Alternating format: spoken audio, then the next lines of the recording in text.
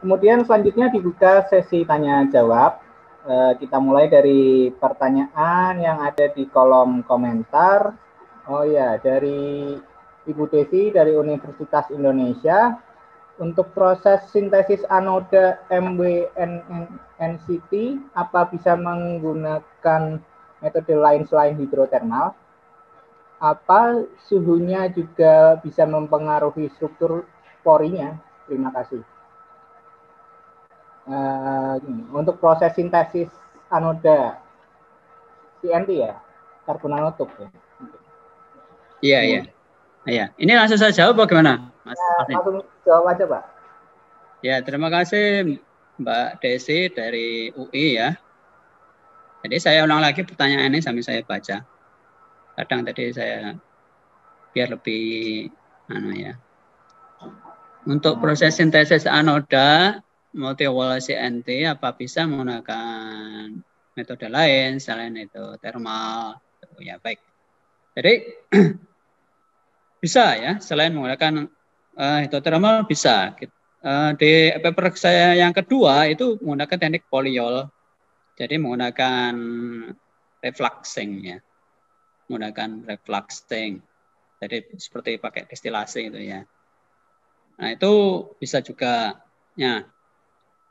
Hidrotermal ini kenapa dipilih? Karena memang ini sudah banyak terbukti ya di dalam membuat nanosize. Dan kita mudah sekali mengontrol morfologinya untuk struktur nano yang ingin kita ingatkan. Baik itu nanti bentuknya mau nano wire, nano ribbon, apa nano rod, itu dengan metode hidrotermal ini mudah sekali kita dapatkan struktur-struktur nano tadi.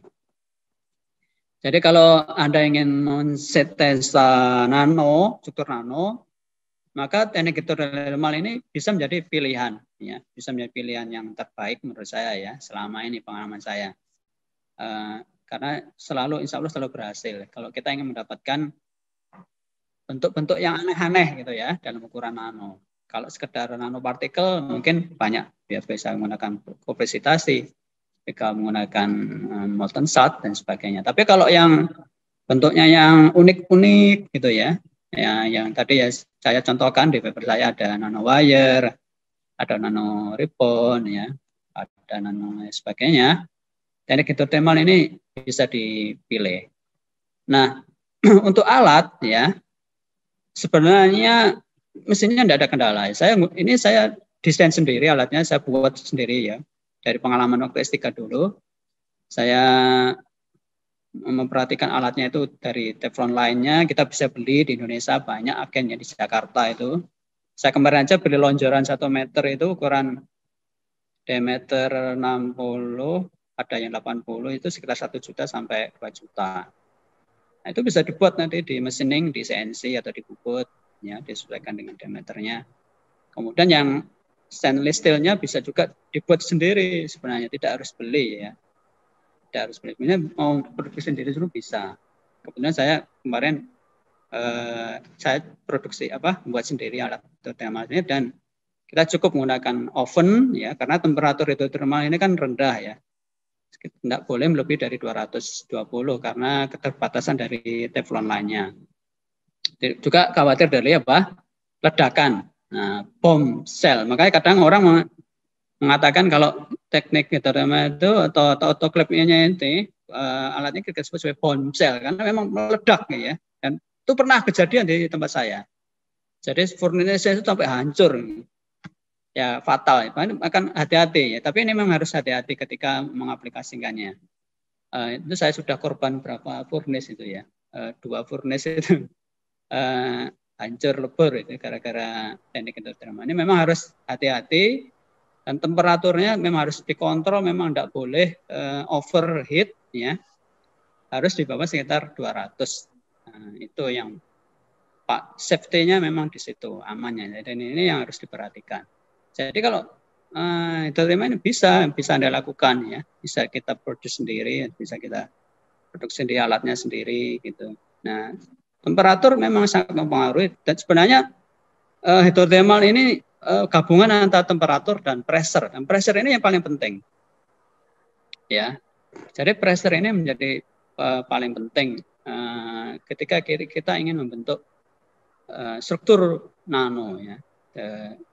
Ini yang mungkin jangan sampai lost gitu ya ketika mendesainnya, karena biasanya sering itu saya perhatikan anak-anak itu kalau selesai itu tema itu sering selesai itu kering ya, itu jangan sampai terjadi ya. Jadi kalau bisa selesai itu masih ada cairannya yang tersisa ya di dalam autoclave-nya ini, karena ini untuk memastikan sintesa kita berhasil. Kalau sampai kering nanti berarti proses tersebut biasanya kadang bisa gagal. Nah itu Mas Alvin. Oh ya Pak. Terima kasih jawabannya Pak. Kemudian dari Pak Fadli dari PT Rvis Jaya Perkasa. Saya bertanya apakah litium ini dibuat komposit agar reaksinya menjadi tidak cepat? Apakah litium ini bisa dipakai dengan paduan kalsium dan magnesium agar memiliki sifat keras dan reaksinya tidak cepat? Lalu bagaimana jika dibuat nano? Gitu, Pak. Ya, baik. Ini litiumnya ya, litiumnya. Jadi sumber baterai litium itu sebenarnya dari baterai litium ion. Kenapa disebut ion? Ya, karena memang yang sebagai sumber transfer itu adalah ion litiumnya. Yang sumbernya bisa dari katoda ya atau dari elektrolitnya. Nah, ini yang perlu diperhatikan. Nah, pertanyaannya ini adalah apakah litium ini dibuat komposit? Ini litium yang mungkin apa ya, katodanya mungkin ya, yang dibuat komposit agar reaksinya menjadi tidak cepat. Jadi untuk pengujian biasanya untuk yang half cell, jadi yang half cell yang setengah bukan full cell, itu kita menggunakan lithium metal ya untuk sebagai, kalau di sisi ini diletakkan biasanya di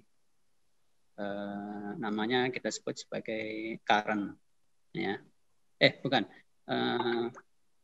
counter ya, sebagai counter. Kalau mungkin disebut sebagai anoda di struktur assembly coin cell-nya ya.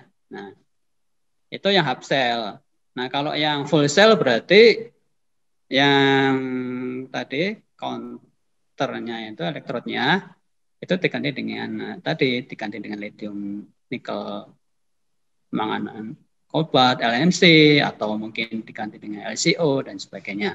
Nah, di sini apakah dikompositkan agar reaksinya tidak cepat? Jadi ini maksudnya dikompositkan itu tujuannya tadi ya, kita itu sebenarnya mensintesa material gitu ya, agar memiliki kapasitas dan konduktivitas yang bagus. Tujuannya itu malah supaya reaksinya lebih cepat ya, bukan malah tidak cepat ya, terbalik. Jadi memang supaya kita dikompositkan itu malah tujuannya supaya malah ada peningkatan konduktivitas, ada peningkatan kapasitas gitu ya. Jadi tujuannya itu bukan kemudian supaya untuk lebih keras, bukan ya. Jadi ini lebih ke aspek tadi ya, elektrokimianya. Apakah bisa dipadu dengan kalsium, magnesium? Magnesium ini bisa saja ya, karena tergantung nanti keinginan saja. Tapi setahu saya magnesium sangat mudah teroksidasi ya. Magnesium ini sangat teroksidasi yang murni ya. Jadi ini agak kompleks, rumit nanti ketika proses sintesanya dibanding dengan mungkin kalsium. Kalsium ini mungkin bukan pilihan ya, karena dia bukan sejenis yang bagus untuk dikompositkan. Ya, baik, itu jawaban saya, Mas Alvin. Ya, Pak. Terima kasih. Kemudian dari Ibu Rahmandika Firdausa Hari Fernanda dari NYCU Taiwan. Untuk penelitian lithium ion ini yang dikembangkan sejauh mana Bapak dan tim mempertimbangkan SEI dan maupun dalam menganalisis performanya, baik dari struktur morfologi maupun kompon spesiesnya. Terima kasih.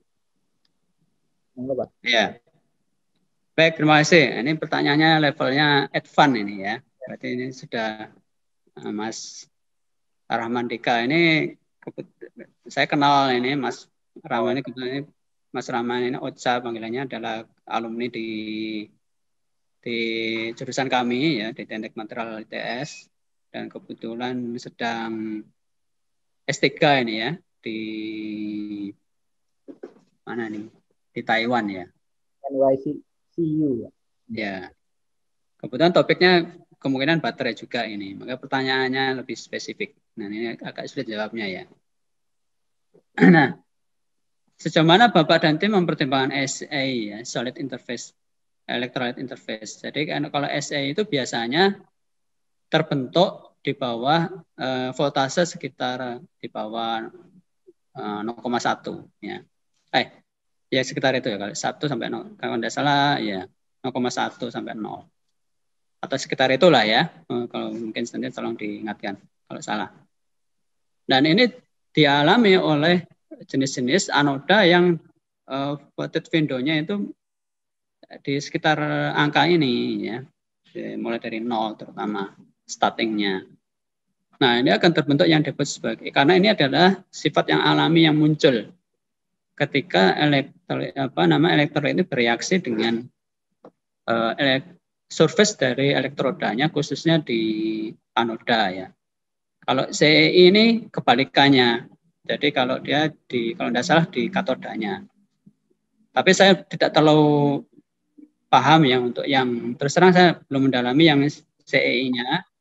Cuma yang solid electrolyte interface ini memang ada orang yang tidak menginginkan ya karena dia menyebabkan irreversible capacity. Seperti contoh aplikasi saya tadi, dan ini biasanya dialami oleh anoda-anoda yang tadi yang starting over Windows voltage-nya itu startingnya dari 0,1 ya atau di bawah 1 mungkin jadi keliru ya. Jadi memang dia muncul SE ini sekitar di bawah 1 volt.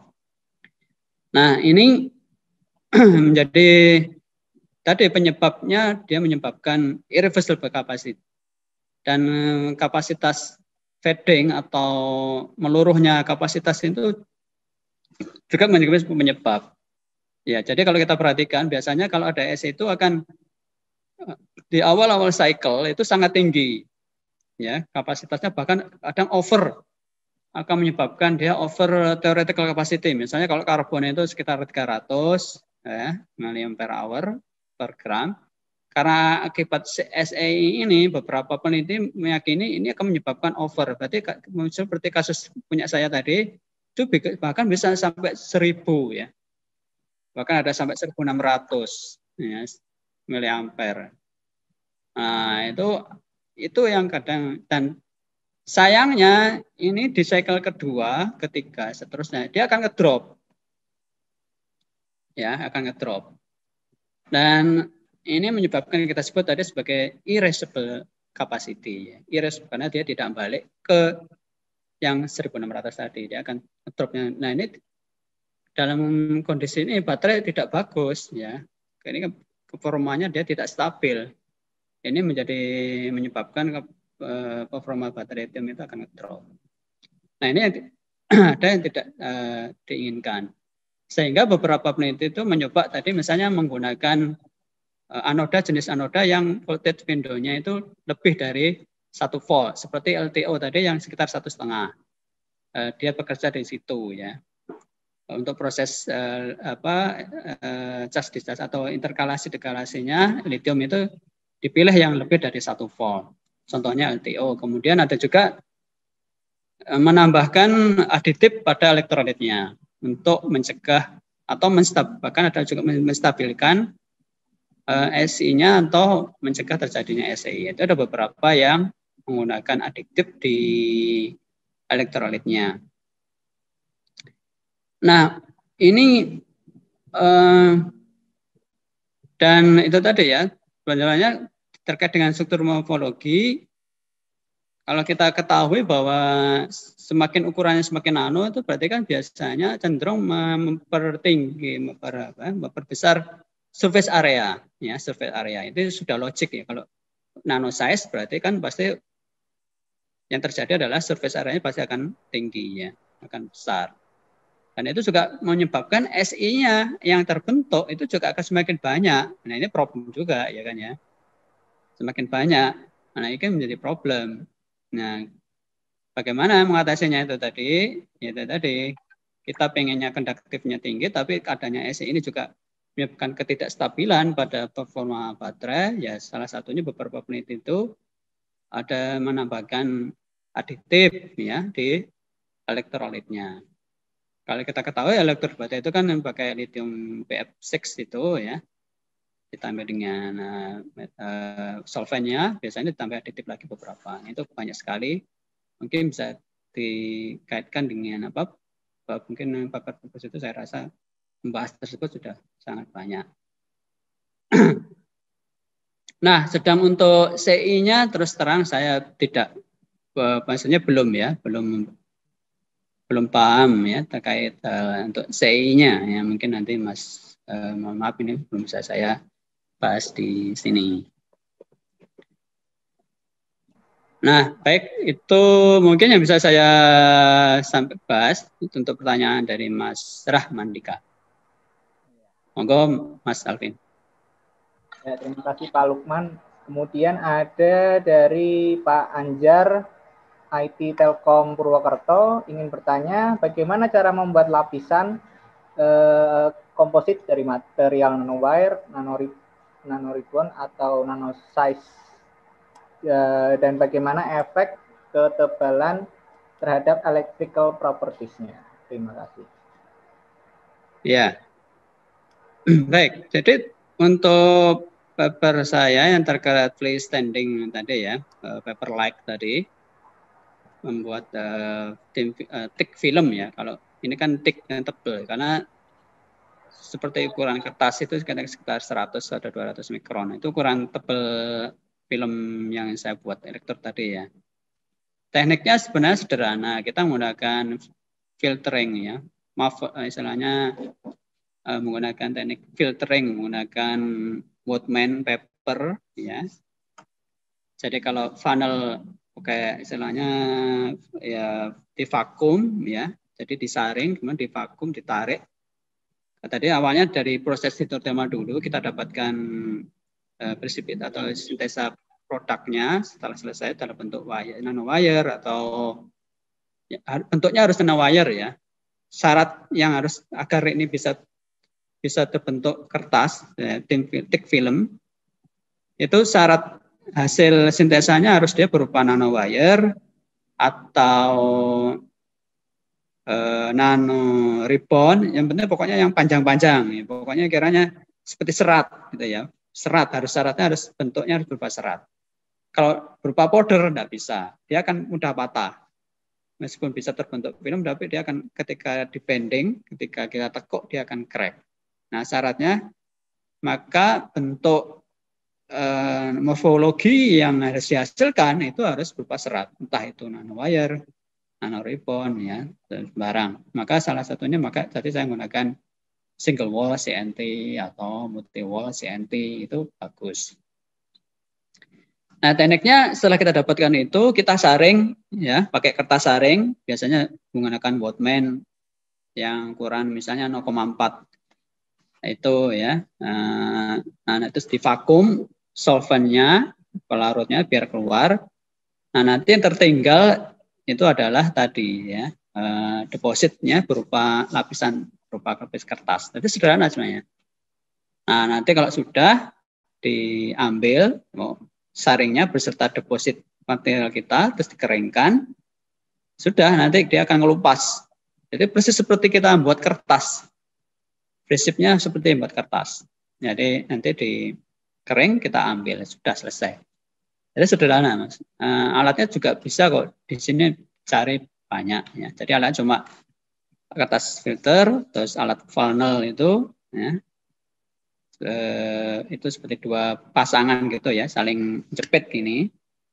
Terus bentuknya ada mangkoknya yang di atas untuk nampung aluran kita. Nanti bawahnya disedot menggunakan vakum ya. Itu bisa ya. Sederhana. Dan saya yakin ini banyak alatnya di Indonesia dijual di Tokopedia, kayaknya banyak sekarang, lebih mudah ya dapatkan alat-alat sekarang. Alibaba, nah nih kalau saya biasanya mentok di Tokopedia tidak ada, di marketplace Indonesia tidak ada, saya pergi ke Alibaba. Nah, ini ya solusi tuntas itu. Baik, sambil menunggu peserta yang ingin menanyakan langsung, mungkin kita melanjutkan pertanyaannya di kolom komentar ya.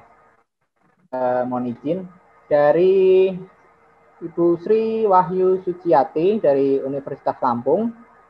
Bagaimana karakteristik separator baterai lithium ion ini, dan apakah selulosa nanokristalin bisa diaplikasikan sebagai separator, sebagai potensi dari alternatif dari separator? Monggo Pak, silakan Pak. Ya baik. Jadi ya terima kasih pertanyaan Bu Sri. Kok Ibu, kayak Mbak ini nggak tahu ya. Mudah-mudahan saya tidak salah. Karakteristik separator itu yang biasanya kita pakai di baterai lithium ini jenis propilin. Kalau yang merek terkenal ya namanya mereknya ya Celgard gitu ya. Warnanya putih tipis ya, itu dari propilin. Nah, sekarang pertanyaannya bagaimana karakteristik separator? Yang pasti dia ukuran porinya itu bisa dilewati oleh ukuran ion lithium ya. Itu ukurannya berapa ya, saya lupa. Ya, itu syarat yang pertama. Yang kedua, dia tidak boleh konduktif. Ya, kan bahaya kalau konduktif. Misalnya separatornya konduktif kan bisa short circuit ya, nanti konslet. Dia harus isolator, tapi bisa dilewati oleh ion dan tidak boleh bersifat konduktor. Yang kedua, dia harus stabil di elektrolit. Ya, elektrolitnya kan kita menggunakan garam lithium. Ya, ini harus dia bereaksi apa tidak dengan elektrolit. Kalau dia larut atau terdekomposisi, maka tidak boleh ya digunakan sebagai separator. Nah, sekarang selulus. Nah, selulus ini apakah bisa digunakan? Nah, maka harus dipastikan dulu apakah dia bereaksi. Seperti tadi yang saya sampaikan, syaratnya minimal ada 3 tadi. Dia tidak boleh konduktor, dia ukuran porinya cukup dilalui oleh lithium ion, ya, kemudian dia tidak bereaksi, ya, terhadap elektrolit atau tidak boleh terkomposisi elektrolitnya, itu minimal adalah itu. Nah, itu harus dipastikan dulu untuk serulus nanokristal ini. Memang ini yang Celgard ini bubulannya sudah komersial ya, Bu ya. Jadi sudah hampir dikatakan standarnya ya di lithium baterai menggunakan jenis ini. Dan ini karena dia dari polimer ya sudah cukup, maksudnya secara komersial dia sudah cukup bagus ya. Performa ini tidak ada masalah selama ini. Tapi boleh juga kalau Ibu mengembangkan sebagai alternatif, gitu ya. Begitu Mas Alvin. Baik Pak. Kemudian kita lanjut ke kolom komentar dari Pak Yasser Patel, Universitas Teknologi Sumbawa, terkait potensi pengembangan riset pada baterai ion lithium, apakah dapat bertahan lama, Pak? Nah, ini tapi parameternya tidak dijelaskan ya. Karena saat ini sudah ada teknologi fuel cell yang lebih ramah lingkungan. Bahkan saya pernah membaca artikel di Eropa sudah memproduksi mobil hidrogen. Apakah industri baterai ion lithium tidak akan bertahan lama dan akan digantikan mobil hidrogen? Mohon gambaran potensi riset mahasiswa yang ingin melanjutkan studi lanjut. Wah, ini udah ke skala industri ya, Pak. Udah. Ya. Jadi ya terima kasih Mas Yasser untuk pertanyaan ini juga menarik untuk kita sikapi ya, karena terus terang untuk baterai lithium ini kita sangat tergantung dengan hampir semua ya, fuel cell juga itu sangat tergantung dengan supply bahan baku, terutama materialnya. Yang di sini kalau baterai lithium ya litiumnya. Ya. Apakah fuel cell juga tidak ada masalah? Ya sama ya, karena fuel cell itu dia sangat tergantung dengan katalisnya yaitu platinum. Yang itu juga termasuk tanah jarang. Lithium ini di Indonesia juga sampai sekarang isu-isu itu katanya sudah punya deposit, sudah punya sumber ya. Tapi secara hampir hari ini belum ada yang declare itu ya bahwa daerah ini ya kalau potensi memang ada ya karena lithium itu banyak sekali di air laut, ya, air laut, brine itu atau air garam ya itu di situ memang potensi terbesar lithium itu. Makanya yang sekarang pun yang pakai sumber lithium itu di Bolivia ya, danau garam itu Uni atau apa namanya saya lupa namanya. Itu sebagai sumber utama dan itu sekarang mulai berusaha diakuisisi oleh Cina di Peru, Chili ya itu juga ada ya ya tadi maaf kok Bolivia ya di Chili ya ada salah atau Bolivia ya nah, bisa dicek di Peru juga begitu ya mulai diakuisisi oleh Cina karena melihat potensi baterai lithium ini. Nah Cina sendiri sumber baterai lithiumnya dari mana? Mereka punya tambang ya. Mereka punya tambang sendiri lithium itu, kita mineral di daerah Cina bagian utara ya, dekat dengan Rusia atau Mongolia itu, dan itu tempat pabriknya CATL ya, CATL, salah satu company perusahaan besar yang memproduksi baterai lithium. Yang termasuk ini konsumsinya Tesla, selain Panasonic dan LG Chem ya, ini LG Chemical.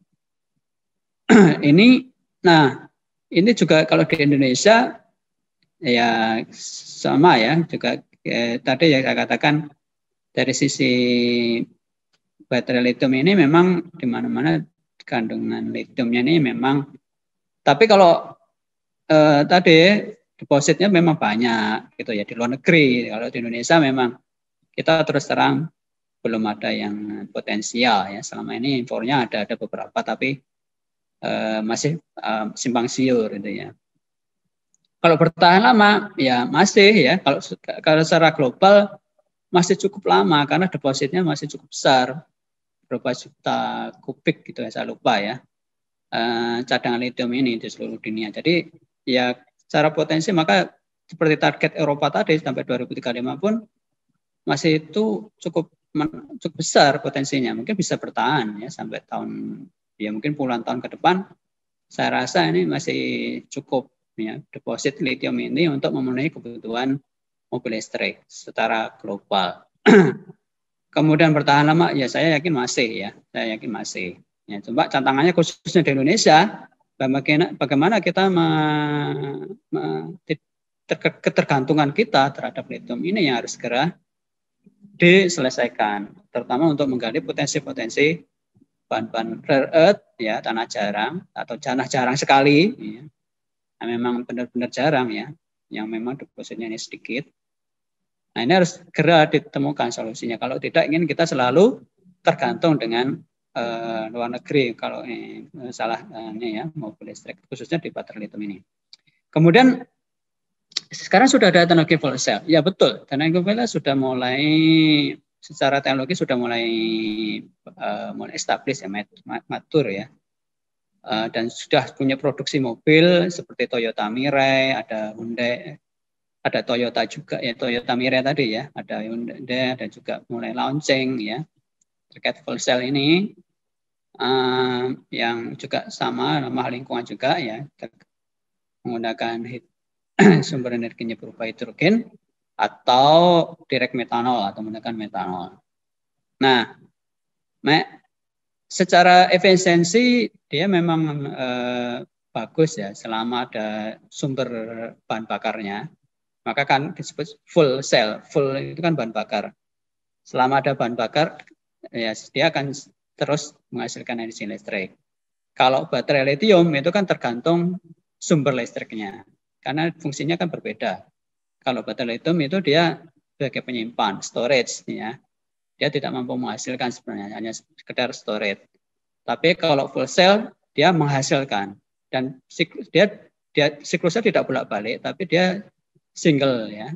Kalau lithium kan cas di cas bisa misalnya reversible. Kalau fuel cell ini dia single ya, jadi hanya makanya disebut seperti mirip seperti bensin, mesin bensin. Dia selama ada bahan bakar, ya dia akan jalan. Cuma kalau bahan bakar mobil konvensional kan bensin, premium, solar. Nah, kalau yang ini dia menggunakan hidrogen, terutama atau metanol yang dikonversi menjadi gas hidrogen. Nah, kalau ramah ya, secara saya sama-sama ramahnya ya. Tapi memang baterai tadi tergantung sumber listriknya. Seperti saya sampaikan tadi, kalau di Indonesia ya memang berat karena ya listrik kita hampir semuanya disupport oleh PLTU dari batu bara, kan ya sama saja. Tapi kalau sudah di negara Eropa yang memang mereka sudah green energy teknologi ya sudah tidak menggunakan PLTU lagi ya, itu ya memang benar-benar mereka sudah secara teknologi sudah ramah lingkungan. Nah, ini yang jadi tetap semuanya berpotensi kalau Anda mau memilih studi tentang apa, baterai lithium atau fuel cell, semuanya masih berpotensi. Nah, nanti saling akan melengkapi gitu ya.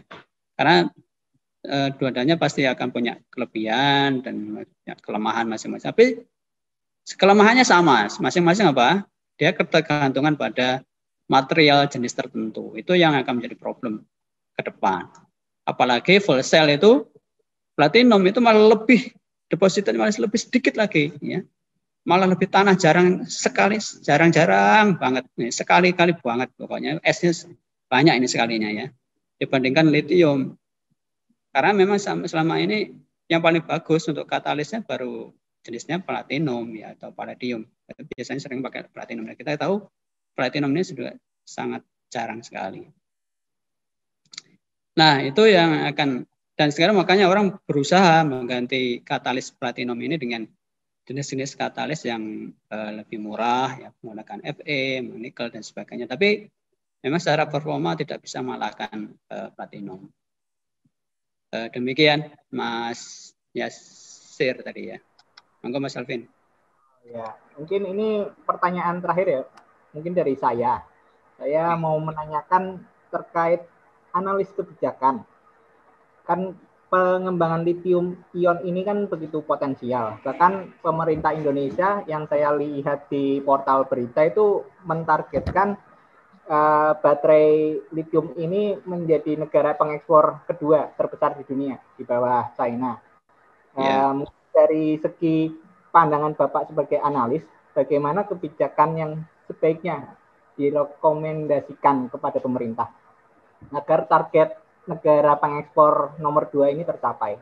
Mungkin nanti kelak ada Pak Luhut melihat video ini mungkin bisa menjadi referensi lah Pak. Iya gitu ya. Wah dari staf khusus nih gitu. Oh, gitu. Ya, barangkali mungkin ada yang nonton. Alhamdulillah Bang. Iya nggak berharap. Ya jadi mungkin sekedar sumbang saran ya. Ya ini memang sudah banyak dari perbincangan teman-teman kita kita punya di inisiatifnya oleh Bu Prof. Evi Kartini di Batan itu namanya BRIN ya. National Battery Research Institute kalau tidak salah ya, NBRI. Nah itu awalnya dari kita dulu membangun dari konsorsium, kemudian selama 3 tahun itu, kemudian setelah itu kita memutuskan membuat namanya tadi Institut Baterai Indonesia. Ini juga kita juga Bu Evi itu sudah sering ketemu dengan Pak Luhut ya terkait apa yang sudah kita lakukan di konsorsium di grup kita ini, proyek-proyek yang sudah kita kerjakan terhadap baterai lithium dan juga menyambungkan saran terhadap ke depan bagaimana seperti disampaikan oleh Mas Alvin tadi ya, yang kita dulu kan rame itu ya, 20 tahun lalu tentang target menjadi pengekspor baterai dan penanam modal yang katanya hampir mencapai 200 triliun, kalau tidak salah ya, 200 atau 340 triliun. Itu kan investasi yang besar sekali ya, mungkin terbesar, bahkan mengalahkan investasi di minyak mungkin ya. Itu luar biasa ya dari sisi target yang ingin diraih, sehingga menggandeng Tesla ya, kemudian ada dari juga ada LG Chem ya, kemudian Kettle, bahkan ada beberapa dari Prancis ikut bergabung untuk katanya mau menanam investasi terkait industri baterai lithium ini.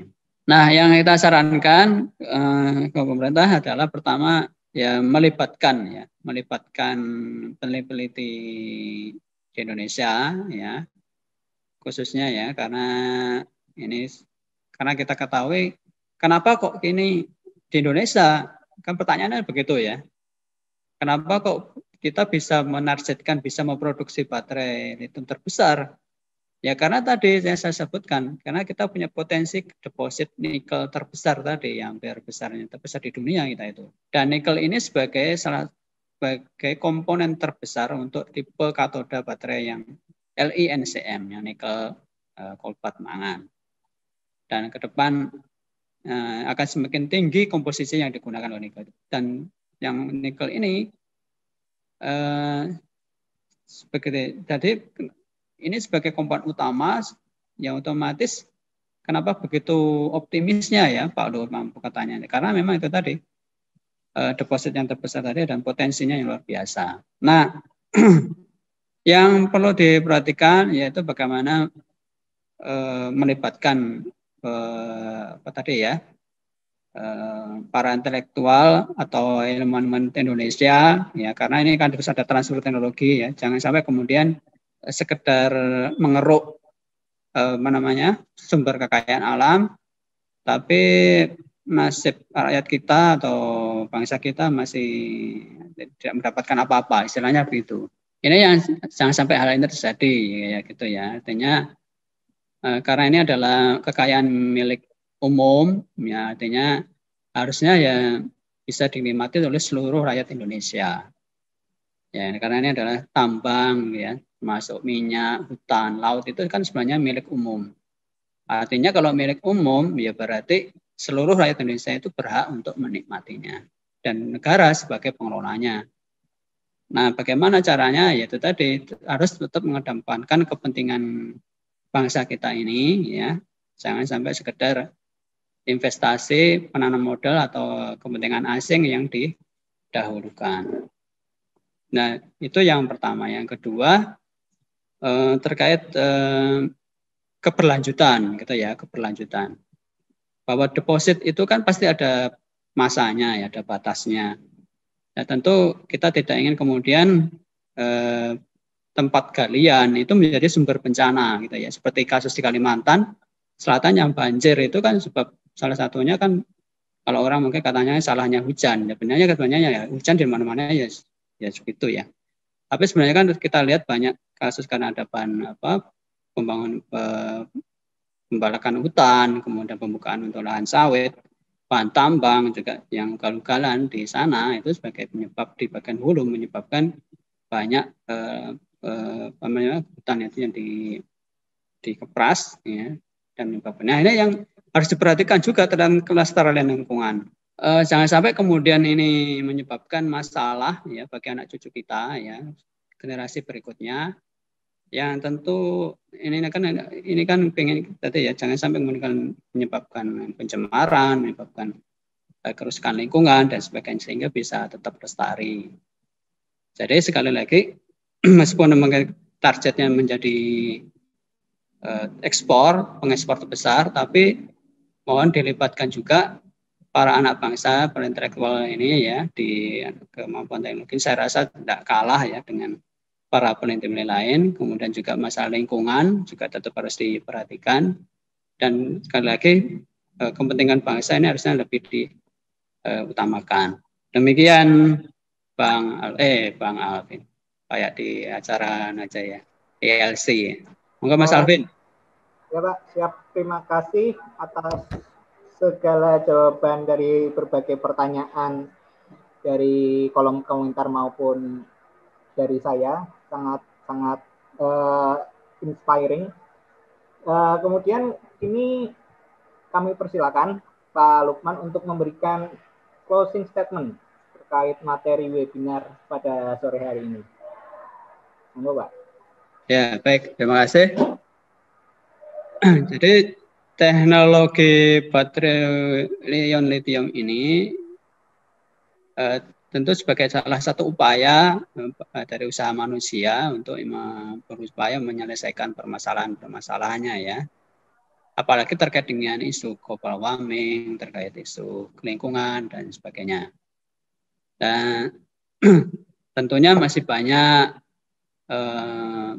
pengembangan-pengembangan yang bisa dilakukan. Untuk itu kami ajak bagi rekan-rekan pemuda di sini, pemudi atau siapa saja yang tertarik di baterai lithium, mari bekerja sama ya untuk mengembangkan baterai lithium ini agar lebih optimal dan tetap ramah lingkungan gitu ya, memperhatikan aspek-aspek kehidupan agar tetap berkelanjutan.